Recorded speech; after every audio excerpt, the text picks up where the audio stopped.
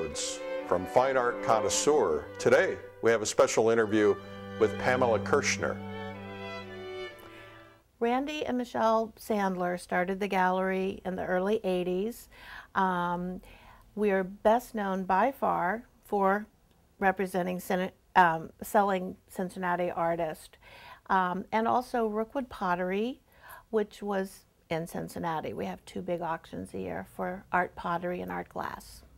Being in Cincinnati, and I'm a native Cincinnatian, I put myself through University of Cincinnati and art history, working in a restaurant in Cincinnati, a five-star restaurant, the Masonette, that had beautiful paintings on the walls by Cincinnati artists. But I found even going through school in the 70s, there were no American art classes in the program. So I came out with a degree and knew a lot about European artists, and I still love Matisse. But I was left to deal in Cincinnati with American artists, and I was thrilled to find out how important the Cincinnati school painters were. I mean, after New York, Philadelphia, Boston, there was this school in Cincinnati that was filled with brilliant painters like Frank Duveneck. Robert Henry was born in Cincinnati. Twachtman, DeCamp, Podhast. I'm okay, and on and on. And I thought, how did this ever come to be? And I think researching it over the years and these painters becoming more and more important, I've realized that Cincinnati at the turn of the century was this bustling, rough, rugged town. There were beer saloons on every corner, very German. Covington was the same way, and someone like Duveneck and his buddies, his boys, would meet in these bars and drink and party and have a great time. And it's come through in their work. The work of Cincinnati artists, by and large, this group has a vitality that you might not expect to see in some of the New York, Boston, and Philadelphia more sophisticated schools. And also the Western influence. We had Farney and Sharp. They traveled to the West and came back to Cincinnati and painted those wonderful Western paintings right in the studios in Cincinnati. So I've seen it change because people now appreciate American art more than they did, and Cincinnati in particular more than they did.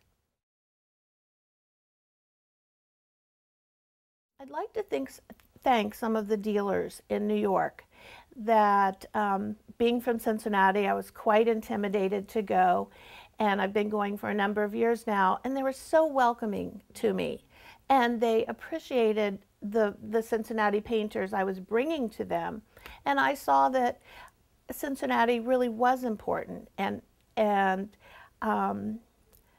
you know, I could name the dealers that were just so accommodating and kind and unexpectedly supportive.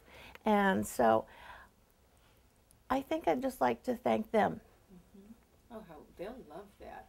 Well, they made the difference for me. They made me believe that, well, I grew up in Cincinnati and I always had this dream, maybe I'll go and live in New York. You know, I really think I wanted to be a bohemian before a beatnik or something, but I never had the nerve.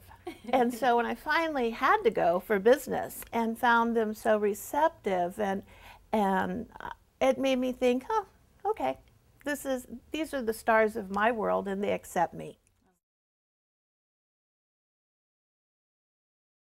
A fun moment was last year in New York when I had a client who was considering bidding on the big Cassatt and a big Podhast, and I was running around so full of myself thinking,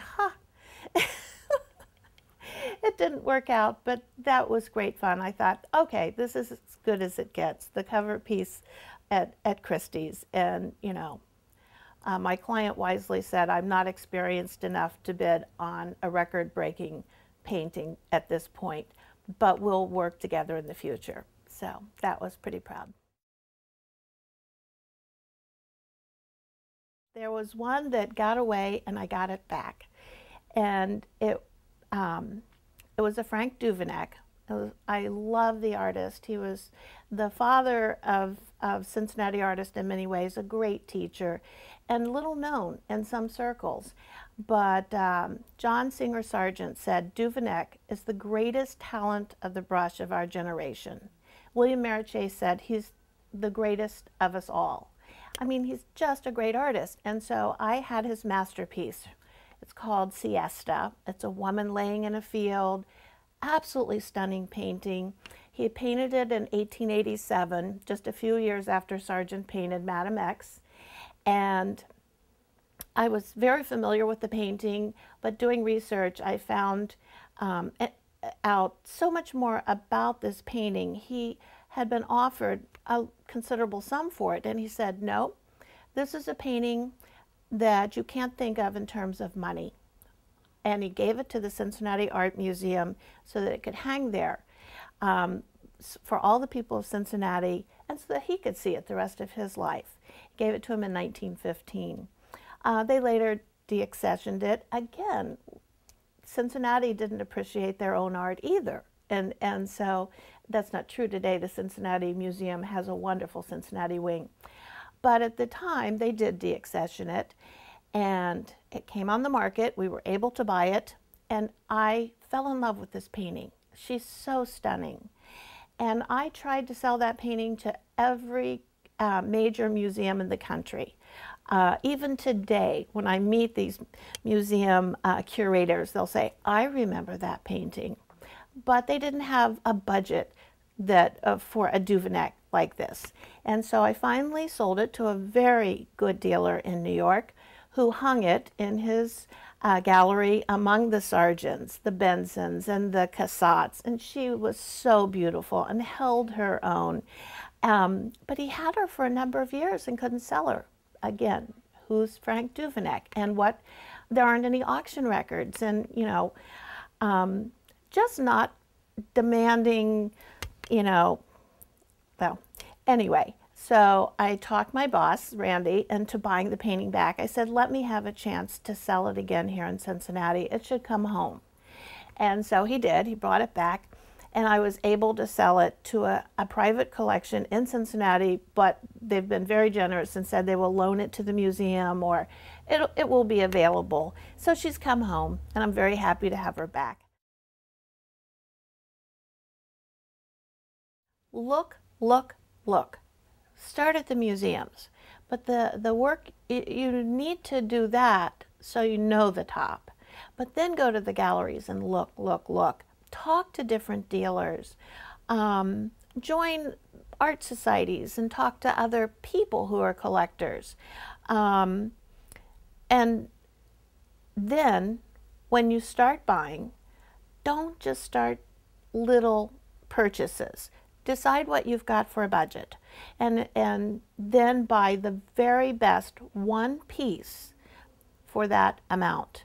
It's far better to buy one $1,000 painting than 10 $100 paintings. It just works out better for you.